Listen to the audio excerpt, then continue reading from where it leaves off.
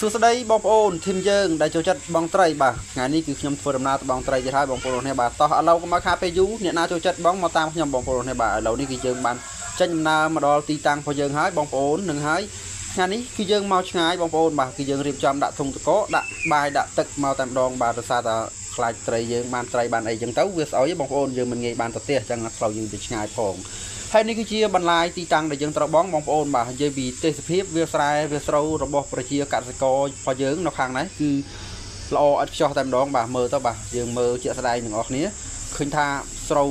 ល្អខ្លាំងមែនទែនបងប្អូនថាបាទនេះគឺជាទីតាំងបន្លាយរបស់យើងបាទហ្នឹងហើយមើលទៅមើលហើយទៅបាទទីតាំងរបស់យើងមានមិនមានទើបតែសាកមើលសិនបាទយើងព្រោះថានៅក្នុងទឹកមិនដែលអត់ត្រីទេបងប្អូនគ្នាបាទហ្នឹងហើយនៅក្នុងទឹកដឹងតែមានត្រីហើយបាទតូចធំមិនដឹងទេបាទច្រើនឬក៏តិចក៏យើងអត់ដឹងដែរឥឡូវនេះយើងមកខាពេលយូរគឺយើងជះមួយសំណាញ់យកតែម្ដងប្រាវបងប្អូនគ្នាបាទឥឡូវនេះយើងធ្វើការ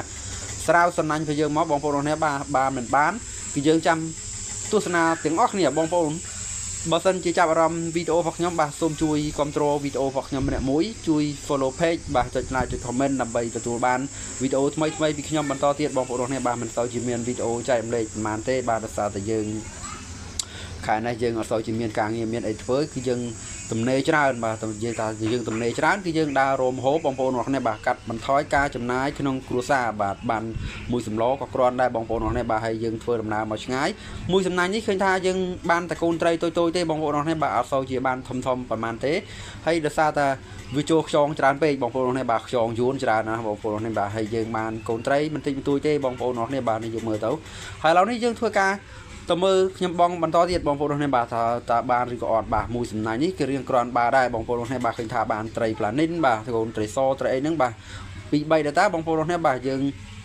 បងសំទៅរំដល់ល្ងាចបងប្អូនគ្នាបាទមួយសំណាញ់នេះក៏រៀងអេមដែរបាទមានត្រីឆ្ពិនត្រីកញ្ចុះត្រីសលាយឡំគ្នាបងប្អូនកូនត្រីចម្រុះបាទត្រីអីក៏ខ្ញុំយកដែរបងប្អូនគ្នាបាទឲ្យតែយើងអាចហូបកើតអញ្ចឹងបងប្អូនគ្នាបាទមិនបាច់ចាំថាធំថាតូចទេបាទឲ្យយើងអាចហូបកើតមុំដែលយើងហូបកើតគឺយើងយកទាំងអស់តែម្ដងមកបាទបងប្អូនមួយសំណាញ់នេះគឺអេមខ្លាំងមែនទែនបាទមានត្រីឆ្លាំងត្រីត្រអោនត្រីឆ្ពិនត្រីក្រាញ់ត្រីអីលាយចម្រុះគ្នាតែម្ដងបាទហើយត្រីនេះសិតតែពងបងប្អូនហ្នឹងហើយយើងមើលទៅបាទមួយសំណាញ់ពីរសំណាញ់3សំណាញ់វាចេះតែកើនឡើងបងប្អូនគ្នាបាទដូចតែយើងធ្វើវីដេអូអញ្ចឹងបាទធ្វើដូចដំបងដូចខ្ញុំគ្មានអ្នកមើលទេបងប្អូនគ្នាបាទឥឡូវនេះក៏អត់ទាន់មានអ្នកមើលដែរបាទហ្នឹង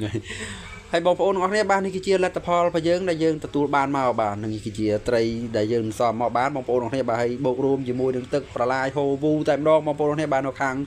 ទីតាំងរបស់យើងនេះគឺនៅខាងភ្នំព្រៃបងប្អូនទាំងអស់គ្នាបាទឥឡូវនេះយើងបានលាងសម្អាតសំណាញ់រួចរាល់អស់ហើយពុកម៉ែបងប្អូនវីដេអូរបស់យើងគឺមានតែប៉ុណ្្នឹងទេពុកម៉ែបងប្អូនទាំងអស់គ្នាបាទសូមអរគុណច្រើនសូមជម្រាបលាបាយបាយ